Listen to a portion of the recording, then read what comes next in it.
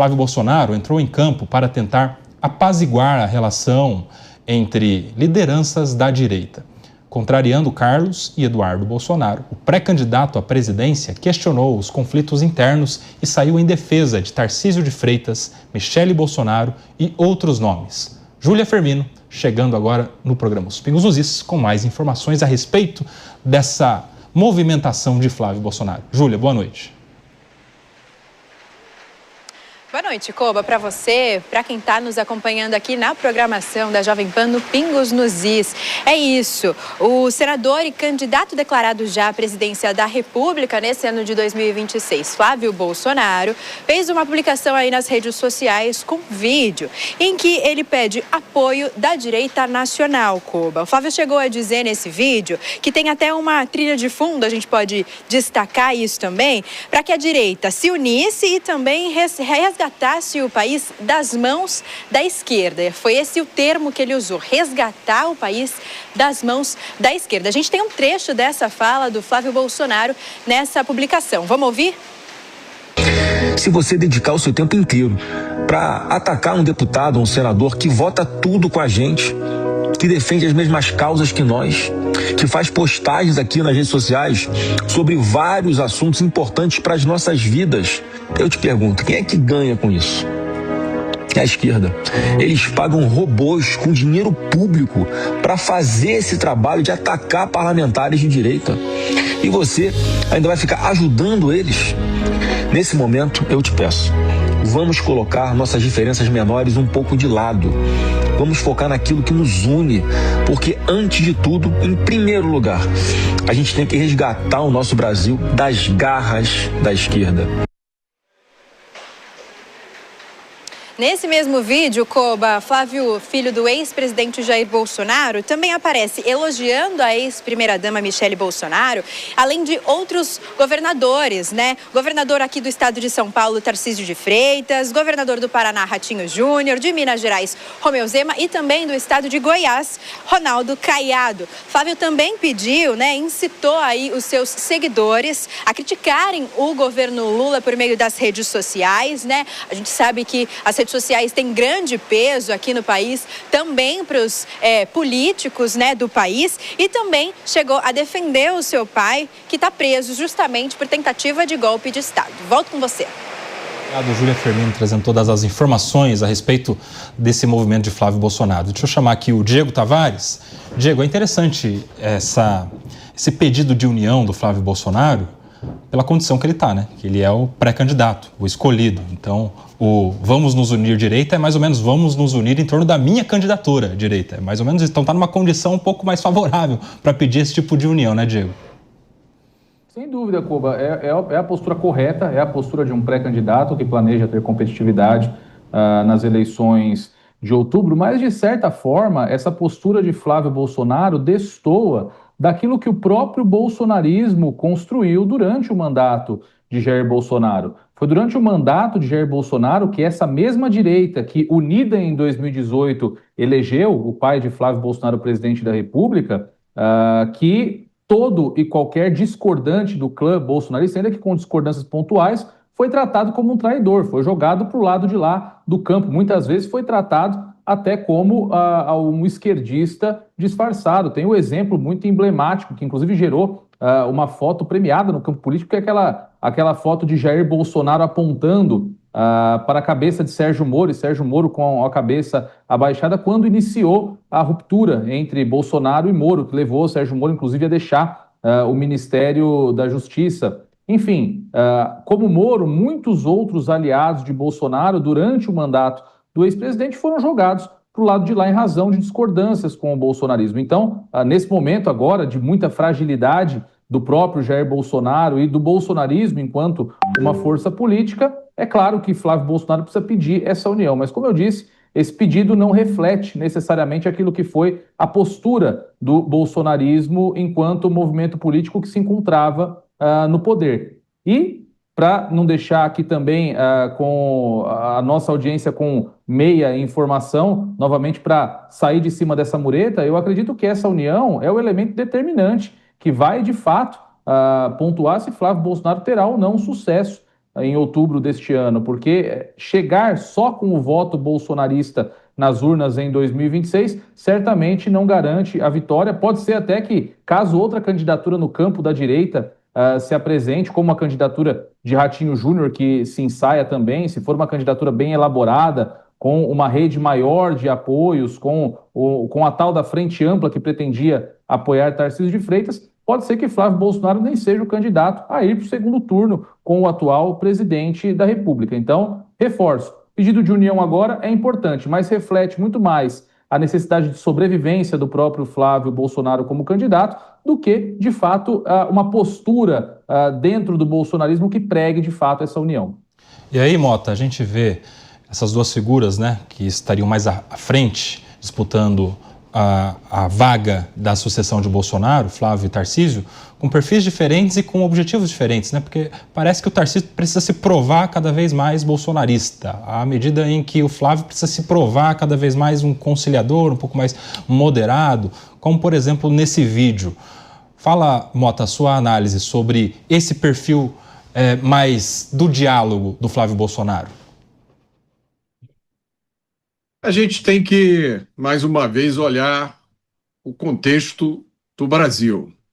Será que o problema do Brasil hoje é falta de diálogo? Será que o problema do Brasil hoje é que as pessoas não estão conversando? Será que o problema do Brasil hoje é de moderação? E será que essa moderação se aplica para todo mundo? Eu acho que às vezes a gente está debatendo as questões completamente erradas. A grande questão que precisa ser respondida é até que ponto o resultado dessa eleição desse ano vai mudar o panorama institucional do país. Eu acho que quando a gente olha para Flávio e para Tarcísio, são candidatos com perfis bem diferentes. Cada um tem coisas diferentes para oferecer ao seu eleitor. Eu acho que nenhum dos dois é uma escolha ruim. Aliás, eu sempre digo isso aqui, a direita tem um conjunto grande de candidatos bons a oferecer para o eleitor. Pode ser Flávio, pode ser Tarcísio, eu acho que a gente poderia listar fácil mais 3 ou 4 nomes, enquanto os adversários da direita só têm um nome. Eu acho que isso diz muito sobre a situação do Brasil. Mas, mais uma vez, a pergunta que a gente tem que se fazer é, seja Tarcísio, seja Flávio, no dia 1º de janeiro de 2027, eleito o candidato da direita, o que terá mudado no Brasil? O que na nossa vida vai ser diferente por causa dessa eleição? Ô Palumbo, essa conduta do Flávio destoa dos próprios irmãos, né? Do Eduardo e do Carlos, que são mais críticos à conduta de Michele e de Tarcísio. Kobayashi, aquilo que eu falei logo no início do programa, né? Ele é mais conciliador, ele é menos beligerante, mas os irmãos nem sempre são iguais. Eu sou muito diferente do meu irmão Júlio, que mora em Ribeirão Preto. Ele é calmo, pacífico, eu sou mais beligerante do que ele. As pessoas são diferentes. E o Flávio Bolsonaro tem um perfil mais conciliador, que pode, inclusive, puxar boa parte do centrão. Não adianta a gente tampar o sol com a peneira e achar que não precisa do apoio de outros partidos, porque isso é importante. É importante, sim, tempo de TV, dinheiro para a campanha. Isso talvez faça a diferença. Não fez no caso do presidente Jair Bolsonaro, que não tinha muito dinheiro, não tinha tempo de TV, mas o Bolsonaro é 1 em 1 milhão. E ele não vai conseguir transferir isso para os filhos.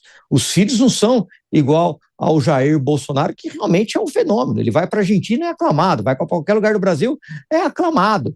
Já os filhos não, os filhos são diferentes. Então o Flávio Bolsonaro, ele tem essa conduta de pacificação, de tentar uma união entre a direita. É o que ele falou no vídeo dele, eu nem tinha visto. Vi agora, pela primeira vez aqui na Jovem Pan, o que um deputado de direita ou alguém que se diz de direita ganha atacando alguém de direita, um parlamentar de direita. Não ganha absolutamente nada. Ele vai enfraquecendo a própria árvore, vai acabando com as raízes, e quem ganha é a esquerda, que sabe muito bem jogar esse jogo. muitas vezes eles se odeiam, mas eles não vêm a público ficar se degradando. É muito raro você ver alguém da esquerda atacando o outro da esquerda. Não, eles se fecham. Ou quando eles não concordam, eles ficam calados, ficam mudos, somem do mapa. A direita não. Basta qualquer atitude, pronto. Vem meia dúzia lá, com um espírito mais de guerra e acaba arrebentando, e só que ele está se esquecendo, que ele está apontando o canhão para a própria direita, que está perdendo com isso. Então, está certa a atitude de Flávio. É louvável essa atitude dele de tentar, de pregar a união da direita, né, e de tentar ser mais apaziguador, de tentar passar panos quentes aí nas celeumas. Isso é bom inclusive para a direita, Kobayashi. Quero entender você, Diego, como é que você analisa essa fissura entre a direita bolsonarista dentro de uma outra divisão da direita, que é a direita com os outros pré-candidatos, né, que seriam da direita não bolsonarista. Estou falando aí do próprio Caiado, do Ratinho Júnior, do Zema, que é uma direita mais liberal, ligada ao Partido Novo. Tem agora o Renan Santos, da Missão, que é outro tipo de direita, até anti-bolsonarista. Tem direita de todo jeito, e dentro desses microgrupos aí, Diego, divisão também. Dá para juntar tudo? Dá sim, Koba. Inclusive o próprio Jair Bolsonaro conseguiu fazer isso em 2018. Bolsonaro não se elegeu presidente somente com os votos daqueles que tornaram-se fã do presidente naquele intervalo entre 2016 e 2018, no qual o nome de Jair Bolsonaro ganhou expressão nacional. Ele trouxe o público antipetista, ele trouxe o público lavajatista, ele trouxe o mercado financeiro, a direita mais liberal, na figura do já anunciado ministro Paulo Guedes. Então ele também uniu setores da direita em torno de uma candidatura que se mostrou a mais competitiva das urnas na ocasião. Então, só não dá como já foi feito. E, de fato, é a receita a ser implementada para ganhar as eleições. Não só Bolsonaro fez isso na direita, como Lula também fez isso na centro-esquerda nas últimas eleições. Ora, derrotar a máquina do governo federal é extremamente difícil numa eleição. A máquina tem um poder eleitoral gigantesco. Você dispõe de milhares de cargos, você dispõe do próprio orçamento público que pode ser utilizado conciliando o interesse público, os interesses locais com os interesses eleitorais. Por exemplo, só estou aqui dando um exemplo, não estou dizendo que isso é feito pelo presidente da República, mas abastecendo mais em época eleitoral a prefeitura daqueles prefeitos que são aliados. Isso pode acontecer e também gerar um favorecimento, gerar um capital eleitoral. Mas, enfim, o poder da máquina federal, em resumo, no ponto de vista eleitoral, é muito grande. E para derrotar o poder da máquina eleitoral, não existe outra receita. É juntar o maior número de opositores possíveis, do maior número de partidos possíveis, para formar aquilo que é chamado até então, era chamado até então também para as eleições de frente ampla. Juntar vários partidos, não necessariamente que pensem da mesma forma, para combater um inimigo comum. Novamente, a candidatura de Flávio, ela já se iniciou, o anúncio dessa candidatura, desfazendo essa frente ampla que se encontrava em construção, que se construía em torno do nome de Tarcísio. Por isso, acho que essa iniciativa agora de Flávio Bolsonaro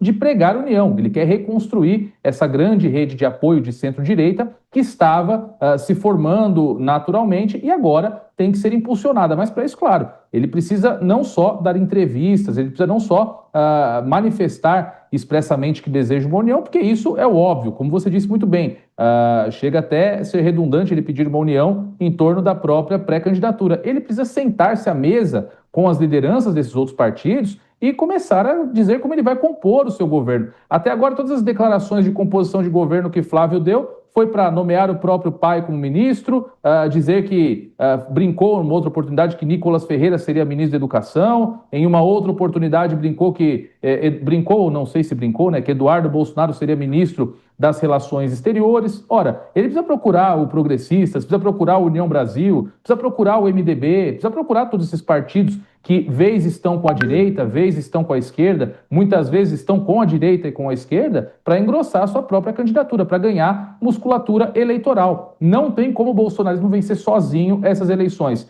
Repito aqui, a chave do sucesso é refazer aquela receita de 2018. A diferença é que hoje a direita não conta na ponta dessa flecha com um líder tão carismático quanto foi Jair Bolsonaro. Flávio Bolsonaro tem suas qualidades, claro, mas não é o pai. Então essa missão é um pouco mais difícil, mas ainda assim é o único caminho.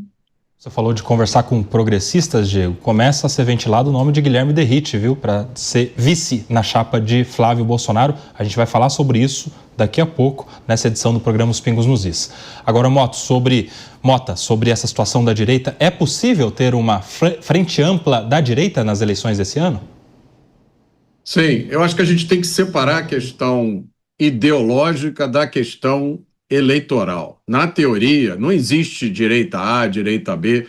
Todo mundo que é realmente de direita tem que compartilhar o mesmo conjunto de ideias, né? Tem que acreditar nos direitos fundamentais, no livre mercado, tem que ser a favor de menos impostos, tem que ser a favor de um Estado mais enxuto. A pessoa que é de direita e tem ideias diferentes disso, desculpe, não é de direita. Agora, tem vários grupos de direita que participam da disputa eleitoral e competem entre si por poder. É uma fantasia a gente achar que vai ter uma união de toda direita e todo mundo junto. Olha, os políticos competem entre si. Isso acontece até dentro da esquerda. Acontece que da esquerda todo mundo marcha ao som do mesmo tambor. Então, esse cenário é um cenário complicado mesmo. Não vejo como se vai achar nenhuma solução fácil para isso, diferente daquilo que a gente já está vendo. Palumbo, quero a sua opinião também. Assim como o Lula foi eleito na última eleição, juntando todo mundo numa frente ampla da centro-esquerda, essa ideia que trouxe o Diego aí, é possível também na direita? Juntar todo mundo, fazer uma frente ampla da direita? Olha, eu acho difícil, né, ter um consenso de 100% aí dos candidatos dos políticos de direita focado em um só candidato, né? Cada um tem os seus interesses, todo mundo está buscando holofotes. Eu concordo com o Diego e tudo que ele falou. Eu acho que o Flávio Bolsonaro também tem que procurar outros partidos. Não dá para achar que só pelo fato de ser o sobrenome do pai, que está num partido que hoje tem bastante dinheiro, inclusive vai ter um tempo de TV bastante razoável, o maior tempo de TV, que já está ganho, porque não está. Os outros partidos todos vão se juntar. E o que o Diego falou também é verdade. Quando a máquina vem e injeta dinheiro nas prefeituras que tem como aliado, aqueles prefeitos vão trabalhar para ele. E no Brasil, não são 1.000, 2.000 cargos de comissão de livre escolha do Poder Executivo, são milhares de cargos de livre escolha, que fazem total diferença numa campanha. Faz a diferença, inclusive, na campanha de vereador. É por isso que as pessoas muitas vezes não entendem. Mas por que aquela pessoa foi eleita e agora virou um grande puxa-saco do prefeito? Porque ele recebe cargos. Você pega uma prefeitura mediana, não precisa ser uma cidade muito grande, não. Ele vai ter ali 30, 40 cargos para ele distribuir. E depois esses cargos tem que fazer voto para eles. E tudo isso é visto nas urnas. Mas o voto é secreto. É secreto, mas dá para você saber de onde saiu. Esses políticos que fazem essas indicações, eles sabem aonde moram essas pessoas, sabem aonde é o reduto eleitoral daquela pessoa que ele colocou em determinado local. Em todas as cidades do Brasil, você mora no reduto Zona Leste, ali você tem que dar tantos votos para o candidato tal, porque senão você vai perder o seu cargo de livre escolha, o seu cargo em comissão. E é assim que funciona. É muito difícil você lidar com a máquina. A máquina é poderosíssima. É difícil ganhar. Mas claro que a gente vê surpresas agradáveis, no meu ponto de vista, como do próprio Jair Bolsonaro, do próprio Tarcísio. A gente tem que lembrar aqui que o ex-governador, o Rodrigo Garcia, tinha quase que todas as prefeituras do estado de São Paulo, mas mesmo assim não conseguiu ganhar, não conseguiu converter aquilo de voto. Mas a gente subestimar o poder de quem está no cargo, o poder da máquina, eu acho que seria uma ingenuidade. E o Flávio está certo, ele tem que buscar aí a união, tem que conversar, tem que dialogar, mas também tem que fazer os bastidores, procurar outros partidos para o apoio à sua candidatura. O partido pode ser até pequeno, o partido não precisa ser monstruoso, precisa ser gigante, mas se ele tem lá as prefeituras pelo Brasil, pode ajudar muito o próprio Flávio Bolsonaro. Você falou do Rodrigo Garcia, lembrei também do Márcio França, né? Também tinha apoio da maioria dos prefeitos, apesar de disputar contra o João Dória, que era do PSDB, que tinha muitos prefeitos. politicamente, os prefeitos no estado de São Paulo todos apoiavam o Márcio França, que perdeu a eleição, mesmo com a máquina na mão também, assim como o Rodrigo Garcia. Diego, eu quero te ouvir sobre essa situação do Flávio Bolsonaro, porque esses dias eu vi uma análise, achei interessante, gostaria da sua opinião a respeito, de que o Flávio, com a benção do pai, anunciado pré-candidato, com o apoio do partido também, do Valdemar, e também com o apoio público do Ciro Nogueira, ele pontua mais ou menos a mesma pontuação do Tarcísio de Freitas nas pesquisas que são apresentadas, que se diz candidato à reeleição em São Paulo, que não está rodando o Brasil e que teria uma rejeição muito menor que a do Flávio Bolsonaro na pesquisa de rejeição entre ambos. Ou seja, para o Flávio seria um teto, para o Tarcísio seria um piso, aquele percentual. Como é que você analisa esse estudo a respeito dos números que apresentam ambos aí, Flávio Bolsonaro e Tarcísio de Freitas? Nelson, essas são as informações que comprovam a competitividade muito superior de Tarcísio de Freitas em relação a Flávio Bolsonaro. Você tocou aí no tema do dado que é o que mais importa a essa distância das eleições, que é a rejeição. A intenção de voto, ela varia muito. A intenção de voto é um dado muito mais volátil. Às vezes, um fato da semana influencia a intenção de voto muito mais do que a rejeição. A rejeição é um dado mais estático. Tanto que, se você pegar levantamentos de diferentes institutos, a intenção de voto varia muito mais do que o índice de rejeição. E sempre muito bom lembrar também, a última pesquisa que nós repercutimos aqui no Pingos nos Is, que foi a pesquisa Quest, trouxe Lula e Flávio Bolsonaro praticamente empatados em relação à rejeição. A grande vantagem aí seria realmente Tarcísio de Freitas, que tem cerca de 10 pontos a menos que os dois em sua rejeição. E a rejeição é exatamente isso, é o teto de um candidato. É aquela pessoa que diz que, sob nenhum pretexto, votaria no candidato A, B, C ou D, o que é muito impactante no processo eleitoral brasileiro, porque aqui nós temos aquela decisão do eleitor que é praticamente de última hora, aquela caricatura que existe do eleitor que está chegando na porta do colégio onde ele vota, passa a mão num bolo de papel no chão e faz que nem sorteio de brinde em canal de TV, né? O papel que sobrar na mão dele até a hora que ele chega